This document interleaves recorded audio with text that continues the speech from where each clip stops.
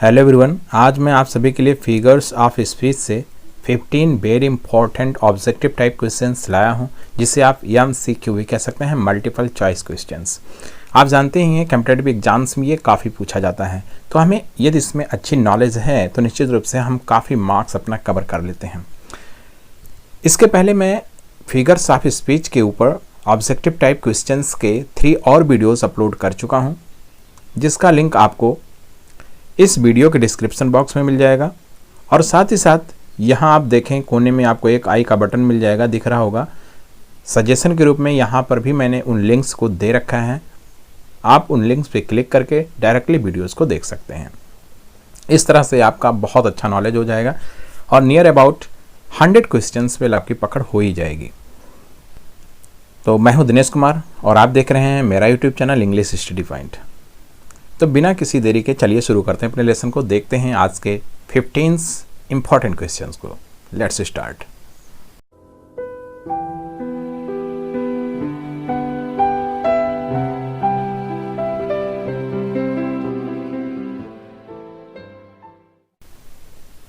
तो दोस्तों, इसमें जो क्वेश्चन शुरू हो रहे हैं वो क्वेश्चन नंबर 26 से शुरू हो रहे हैं। तो क्वेश्चन नंबर 26 को देखेंगे। Find out the figures of space in the line below. यहाँ आपको एक लाइन मिल जाएगी रेड कलर में, इसको आप ध्यान से पढ़िए। आपसे पूछा जा रहा है कि इस रेड कलर की जो लाइन है इसमें कौन सा फिगर ऑफ स्पीच यूज हुआ है। तो इसके लिए हमें सबसे पहले इसके स्ट्रक्चर को समझना होता है और इसके अर्थ को समझना होता है। तो एक एक करके हम दोनों समझते चलते हैं साथ ही साथ। हुज कंसेंस यानी जिसकी अंतरात्मा, इज मीन्स होती है, हिज मीन्स उसकी, स्ट्रांग रिट्रीट मीन्स शरण स्थल, यानी जिसकी अंतरात्मा उसकी मजबूत शरण स्थल होती है। तो यहाँ पर जो कंसेंस है, अंतरात्मा है, उसको स्ट्रांग रिट्रीट मान लिया गया है और इसमें एज, लाइक, सो और वर्ड्स का यूज नहीं हुआ है।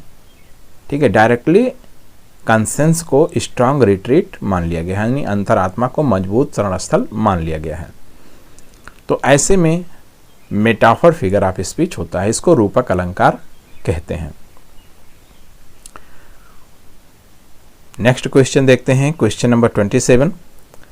Find out the figures of speech in the line below. यहाँ पर भी एक लाइन मिल रही है आपको रेड कलर में, उस लाइन को पढ़ना है, समझना है, फिर इसके बाद बताना है कि इसमें कौन सा फिगर ऑफ स्पीच यूज हुआ है।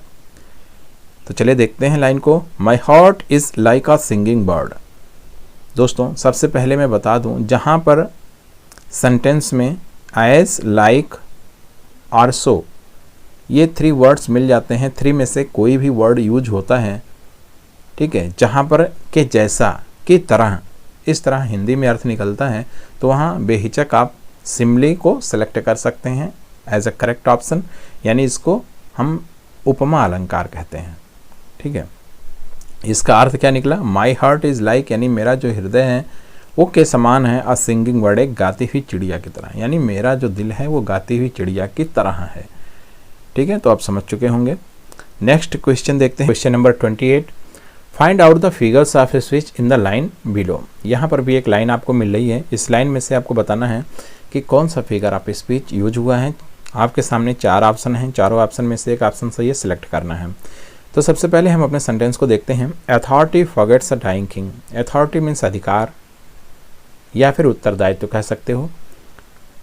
मान लीजिए एक किंग हैं और वो डाइंग कर रहे हैं, यानी मर रहे हैं, जिनकी मृत्यु होने वाली है या जिनकी स्थिति काफ़ी खराब हो चुकी है, तो ऐसे में उत्तरदायित्व दूसरे को दे दिया गया।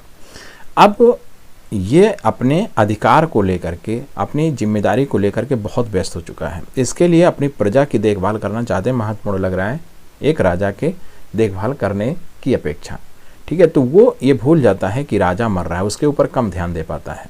ठीक है, तो हमें उस पर ध्यान नहीं देना है, इसमें जो अर्थ है उस पर ध्यान नहीं देना है, बल्कि ये ध्यान देना है कि यहाँ एक अथॉरिटी है और ये फीलिंग है, ये फीलिंग है और इसको जिम्मेदारी मिली हुई है। ठीक है, और ये भूल जाती है। ठीक है, भूलने की प्रक्रिया किसके लिए लागू होता है? एक ह्यूमन बॉडी के लिए, एक सजीव चीज़ के लिए, जो लिविंग थिंग है उनके लिए लागू होता है फॉरगेट करना। लेकिन यहाँ अथॉरिटी है, ये फीलिंग है, तो ये कैसे भूल रही है? इसका मतलब यहाँ अथॉरिटी को एज अ पर्सन यहाँ प्रेजेंट किया गया है, एज अ लिविंग थिंग के रूप में प्रेजेंट किया गया है। तो बिल्कुल यही इसकी पहचान है। जब कहीं लाइफलेस ऑब्जेक्ट को यानी निर्जीव वस्तु को एज अ लिविंग थिंग के रूप में प्रेजेंट किया जाता है तो वहाँ पर्सनिफिकेशन अलंकार होता है, इसलिए यहाँ पर हमारा ऑप्शन नंबर सी सही हो जाता है।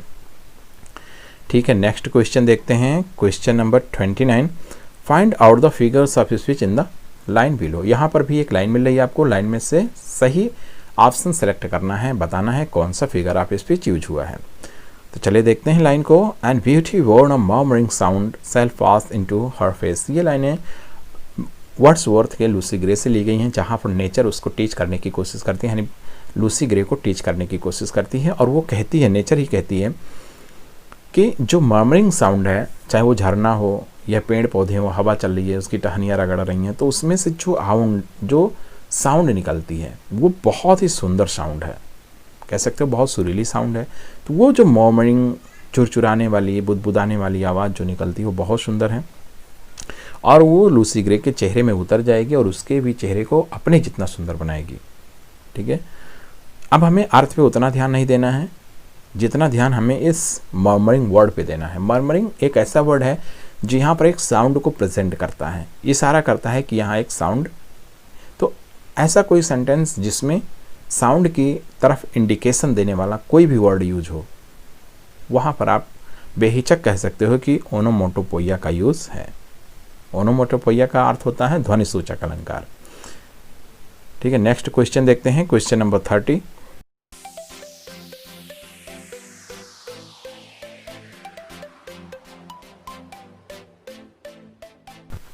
Find out the figures of speech in the line below. यहाँ पर भी वही चीज़ है, एक लाइन दी गई है, उसमें से आपको सही ऑप्शन सेलेक्ट करना है कौन सा फिगर ऑफ स्पीच हुआ है।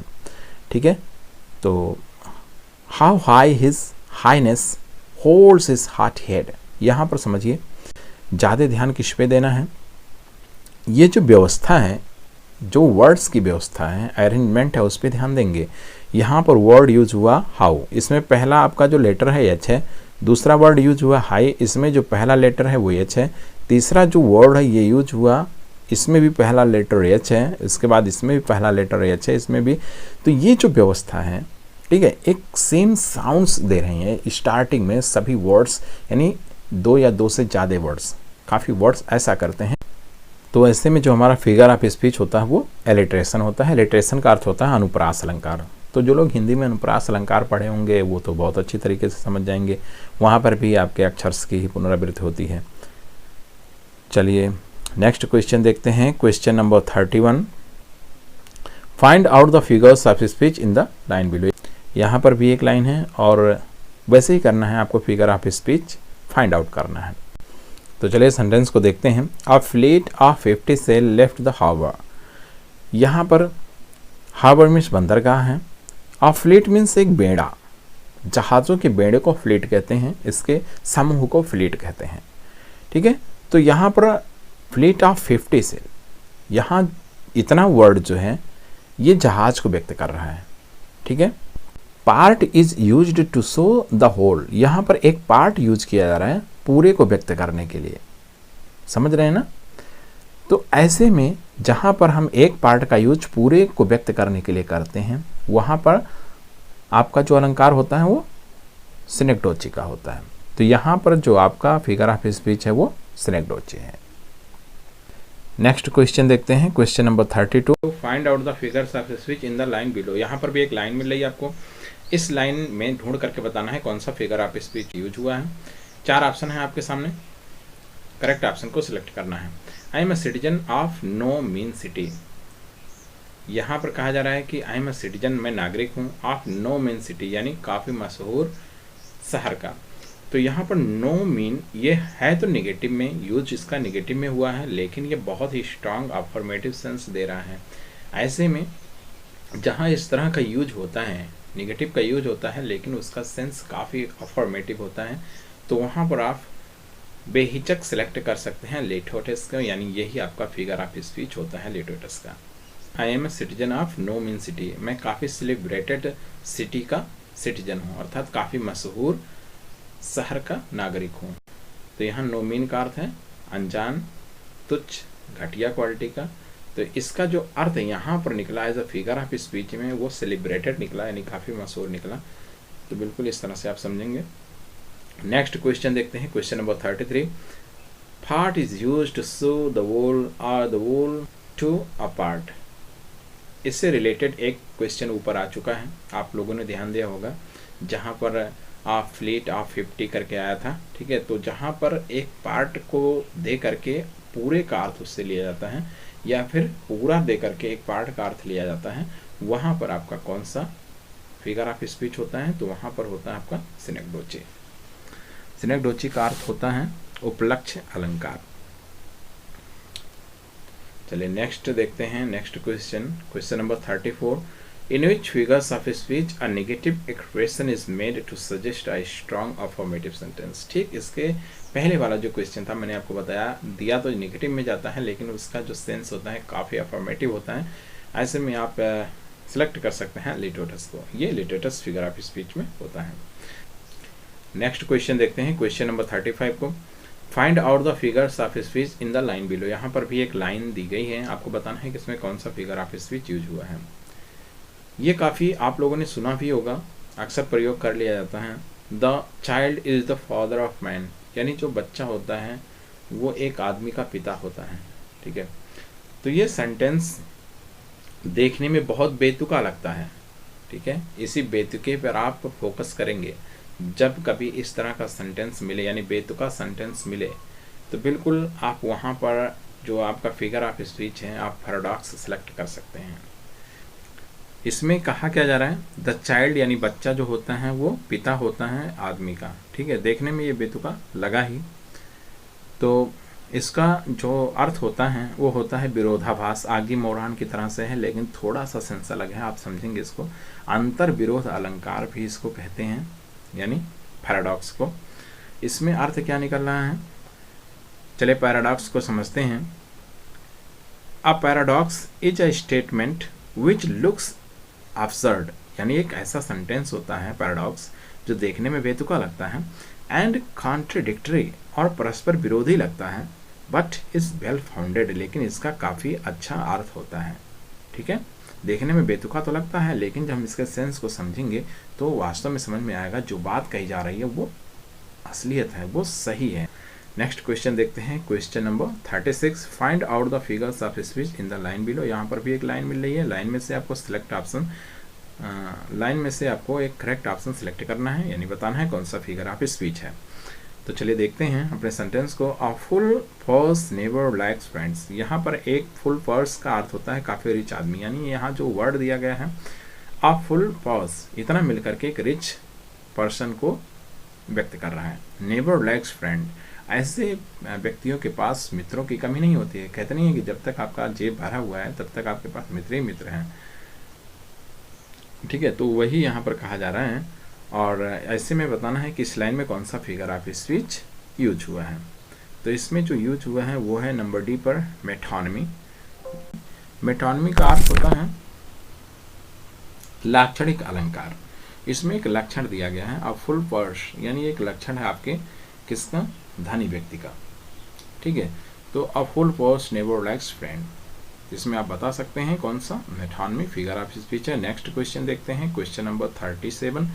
इन which figures of speech words are used in such a way that different meaning create humour, यानी एक ऐसा फिगर ऑफ स्पीच जिसमें वर्ड्स को किस इस तरह से रखा जाता है जिससे कि ह्यूमर उत्पन्न होता है। तो आपको बताना है वो कौन सा अलंकार है जिसमें शब्दों का खेल होता है और उससे ह्यूमर उत्पन्न होता है, यानी उससे हंसी उत्पन्न होती है। ठीक है, तो ये है आपका पन। ठीक है, पन ही एक ऐसा है जिसको श्लेषा अलंकार भी कहते हैं। नेक्स्ट क्वेश्चन देखते हैं, question number 38। Which is the definition of euphemism. आपको बताना है कि यूफेमिज्म जो फिगर ऑफ स्पीच है उसकी क्या डिफिनेशन है। डिफिनेशन आपको यहाँ ऑप्शन में मिल जा रही है, सही ऑप्शन को सिलेक्ट करना है। तो यहाँ disagreeable thing is presented by an agreeable name, तो आपका ऑप्शन नंबर सी इस तरह से सही हो जाता है, याद करिएगा इसको। नेक्स्ट क्वेश्चन है question number 39। Find out the figures of speech in the line below. यहाँ पर भी एक लाइन है, इसमें बताना है आपको कौन सा फिगर ऑफ स्पीच यूज हुआ है। एम आई मेवदर्स खीफर, यहाँ पर जो सेंटेंस का स्ट्रक्चर है इसको देखिए थोड़ा सा। यहाँ पर रेटोरिकल फिगर ऑफ स्पीच का यूज हुआ है। रेटोरिकल में होता क्या है, यानी यहाँ पर एक ऐसे क्वेश्चन को पूछा जाता है जिसको हम आशा नहीं करते हैं कि इसका उत्तर मिलेगा। उत्तर तो हमें पता ही होता है, लेकिन एज अ क्वेश्चन हम उसको पूछते हैं तो बिना एक्सपेक्ट किए कि इसका कोई आंसर होगा, और हम यहाँ पर प्रेशर उत्पन्न करते हैं कि स्ट्रेस उत्पन्न करते हैं अपने इमोशन के लिए। ठीक है, जैसे जो सेंटेंस यहाँ पर आया हुआ ऊपर, इसमें देखें एम आई ब्रदर, सॉरी, यहाँ जो सेंटेंस आया हुआ है इसको देखें, एम आई माई ब्रदर्स कीपर, क्या मैं अपने भाई का रखवाला हूँ। मतलब ऐसे कहते नहीं, क्या मैं चोर हूँ, क्या मैं ही जिम्मेदार हूँ। इसका मतलब वो जिम्मेदार नहीं है, उसके बदले में वो उत्तर नहीं चाहता, बल्कि सबको थोड़ा स्ट्रेस करके दबाव देना चाहता है और बताना चाहता है। ठीक है, तो इस तरह से समझेंगे। तो ऐसे में आपका जो ऑप्शन सही है वो है आपका रेटोरिकल। नेक्स्ट क्वेश्चन देखते हैं, question number 14, in which figure of speech a thing is hinted without saying it plainly. यहाँ आपको बताना है एक ऐसा फिगर ऑफ स्पीच जिसमें किसी चीज़ के बारे में हिंट तो दिया जाता है लेकिन उसको साफ साफ बताया नहीं जाता है, हिंट से ही आपको बता दिया जाता है। तो ऐसा कौन सा फिगर ऑफ स्पीच होता है, तो ऐसे में फिगर ऑफ स्पीच होता है इन्यूएंडो। इन्यूएंडो का अर्थ होता है व्यंग, कटाक्ष या फिर परोक्ष टिप्पणी। ठीक है, तो इस तरह से आपकी ये 40 क्वेश्चन कंप्लीट हुए। दोस्तों, यदि इनको आप एज अ टेक्स्ट पढ़ना चाहते हो जिसमें वीडियो ना देखना पड़े, आपको टेक्स्ट में ही सब कुछ मिल जाए, एक पेज में मिल जाए, तो बिल्कुल हमारे पेज को जो यहाँ पर आपको सजेशन में मिल रहा है, देखिए आई के बटन में, यहाँ पर मैंने अपनी वेबसाइट का लिंक दे रखा है इस पेज का खास करके, जिसमें आपको ये क्वेश्चंस, जिसमें आपका ये क्विज आपका वेब पेज के रूप में मिल जाएगा। वहाँ जा करके आप एज अ टेक्स्ट यूज कर सकते हैं उस पेज को हैं, और काफ़ी हेल्पफुल होगा वो। तो बिल्कुल आप विजिट करना ना भूलें। और इसी के साथ यदि आपको वीडियो अच्छी लगी हो तो वीडियो को लाइक कर दीजिए और अपने दोस्तों में शेयर करिए। और हाँ, लास्ट में, यदि अभी तक आपने मेरे चैनल को सब्सक्राइब नहीं किया है और आपको लगता है कि मैं आपके लिए उपयोगी वीडियोस ला सकता हूं, तो बिल्कुल आप चैनल को सब्सक्राइब कर लीजिए, साथ में बेल आइकन को जरूर प्रेस कर लीजिए ताकि जैसे मैं नया वीडियो अपलोड करूँ उसका नोटिफिकेशन आपको तुरंत मिले। तो दोस्तों, इस वीडियो में इतना ही, मिलते हैं नेक्स्ट वीडियो में नई जोश नई ऊर्जा के साथ। तब तक के लिए बाय बाय।